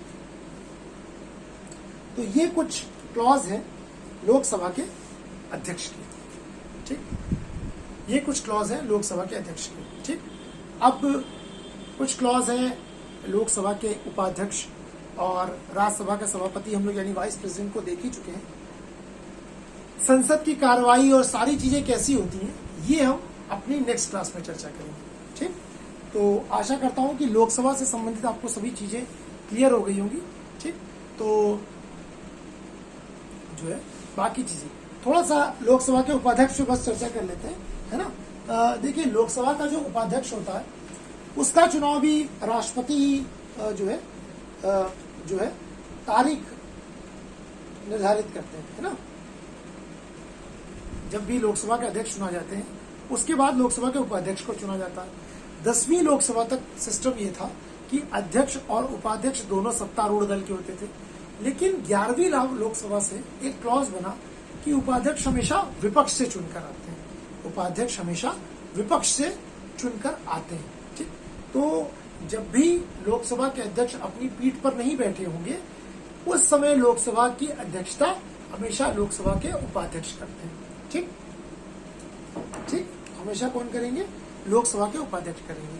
अगर लोकसभा के उपाध्यक्ष भी नहीं है तो फिर जो 10 सदस्यों की एक समिति बनती है, पैनल होता है, उसमें से कोई व्यक्ति उसकी अध्यक्षता करेगा। अच्छा, अगर लोकसभा के अध्यक्ष अपनी पीठ पर नहीं है और जब लोकसभा के उपाध्यक्ष पीठ पर बैठेंगे तो उनको वो सभी अधिकार प्राप्त होंगे जो लोकसभा के अध्यक्ष को, यानी उस पीठ पर जो भी व्यक्ति बैठा होगा वो बिल्कुल लोकसभा के अध्यक्ष की तरह बिहेव करेगा, ठीक। तो लोकसभा के जो है अध्यक्षता उपाध्यक्ष कब करते हैं, जब लोकसभा के अध्यक्ष पीठ पर विराजमान नहीं होते हैं, उस परिस्थिति में, ठीक। दूसरा, इनको हमेशा मैंने बताया संसद लोकसभा के सदस्य इनका चुनाव करते हैं।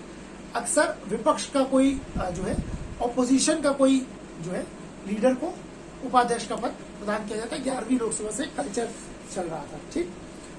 इनका भी वही है कि ये अपने त्यागपत्र अध्यक्ष को सौंप सकते हैं। लोकसभा अध्यक्ष को अगर अपना त्यागपत्र सौंपना है तो वो उपाध्यक्ष को सौंपेंगे उपाध्यक्ष को अगर अपना त्यागपत्र सौंपना है तो वो अध्यक्ष को सौंपे। ठीक, इसके अलावा पर ये याद रखना है कि जो लोकसभा का उपाध्यक्ष है वो कभी भी लोकसभा के अध्यक्ष का सबऑर्डिनेट नहीं होता है। ये क्वेश्चन एक बार आया था, क्या लोकसभा का उपाध्यक्ष लोकसभा के अध्यक्ष के अधीनस्थ होता है? नहीं, लोकसभा का उपाध्यक्ष लोकसभा के अध्यक्ष के अधीनस्थ नहीं होता है। वह सिर्फ और सिर्फ लोकसभा के प्रति जो है जिम्मेदार होता है, उत्तरदायी होता है, ना कि लोकसभा के अध्यक्ष के प्रति, ना उसका अधीनस्थ होता है। ठीक, हाँ, लेकिन एक स्पेशल राइट होता है, बाकी तो कोई बहुत ज्यादा वो नहीं है। बस सिंपल सी चीजें हैं कि जब लोकसभा का अध्यक्ष पीठ पर नहीं होगा तो वो सारी काम जो मैंने आपको अध्यक्ष के में बताए हैं वो सारे काम उपाध्यक्ष कर सकता है। हाँ, एक स्पेशल राइट होता है, अगर लोकसभा के उपाध्यक्ष को संसद की किसी भी कमेटी का अध्यक्ष बना दिया जाता है या सदस्य बना दिया जाता है, अगर डिप्टी स्पीकर को, लोकसभा के उपाध्यक्ष को पार्लियामेंट की किसी भी कमेटी का चेयरपर्सन अपॉइंट कर दिया जाता है तो ऑटोमेटिक वो, यानी स्वाभाविक रूप से वो उस समिति का क्या हो जाता है? अध्यक्ष बन जाता है, सभापति बन जाता है। ठीक, तो ये जो है लोकसभा के अध्यक्ष के कुछ जो है चीजें हैं। ठीक, तो उपाध्यक्ष की कुछ चीजें, पहले जो कुछ फैक्चुअल चीजें हैं तो कंसेप्चुअल चीजें हुई, कुछ हल्की सी फैक्चुअल चीजों को भी हम देख लेते हैं। जैसे जो भारत में जो है स्पीकर का जो पद है, यानी कि लोकसभा के जो अध्यक्ष का पद है, सबसे पहले 1921 में फ्रेडरिक व्हाइट को स्पीकर चुना गया था ना। भाई देखिए, फैक्चुअल भी हमको समझना, ये तो हमने सारी चीजें अपनी कंसेप्चुअल समझ ली। फैक्चुअल में क्या है, भारत में 1921 में पहले स्पीकर कौन बने? Frederick White. अब चूंकि ये आपको पता है एक अंग्रेज थे, फ्रेडरिक व्हाइट, तो पहले भारतीय के रूप में विट्ठल भाई पटेल, सरदार वल्लभ भाई पटेल जी के भाई थे, विट्ठल भाई पटेल पहले भारतीय थे जिनको पहले भारतीय स्पीकर थे। पहले भारतीय से मतलब है, अगर क्वेश्चन को दो प्रकार से समझिए, अगर पूछा जाएगा भारत का पहला स्पीकर तो फ्रेडरिक व्हाइट, पहला भारतीय जो लोकसभा यानी कि स्पीकर के रूप में चुना गया तो फिर विट्ठल भाई पटेल। ठीक, पहला भारत के पहले स्पीकर तो फ्रेडरिक व्हाइट, पहले भारतीय जो स्पीकर के रूप में नियुक्त हुए तो विट्ठल भाई पटेल। आजादी के पश्चात भारत के पहले स्पीकर तो वो थे जीवी मावलंकर। कौन थे? जीवी मावलंकर। यानी जब देश आजाद हुआ तो पहले स्पीकर कौन बने? जीवी मावलंकर, गणेश वासुदेव मावलंकर। ठीक, वर्तमान में ओम बिरला जी चल रहे हैं, है ना, आपके लोकसभा के स्पीकर।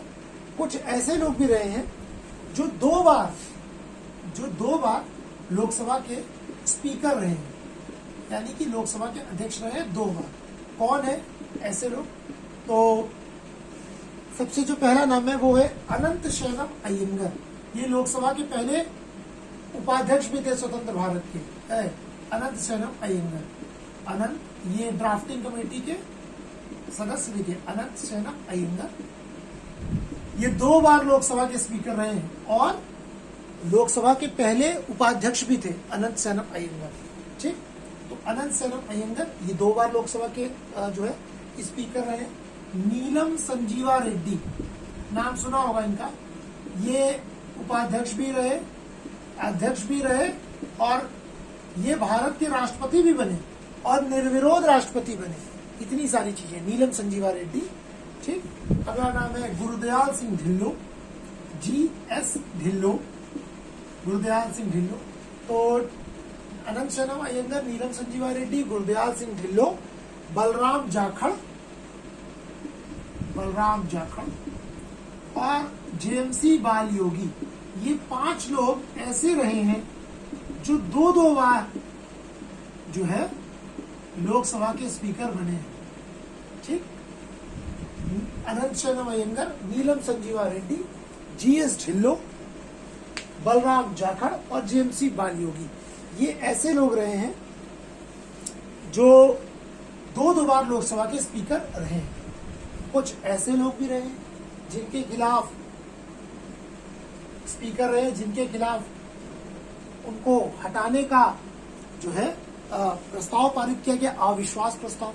मैंने आपको बताया एक नाम, सबसे पहले जो स्पीकर थे भारत के, आजाद भारत के, जीवी मावलंकर। सबसे पहले तो उन्हीं के खिलाफ अविश्वास प्रस्ताव आ गया, मावलंकर 1954 में पहला अविश्वास प्रस्ताव इन्हीं के खिलाफ आ गया। दूसरा आया हुकुम सिंह के खिलाफ 1966 में।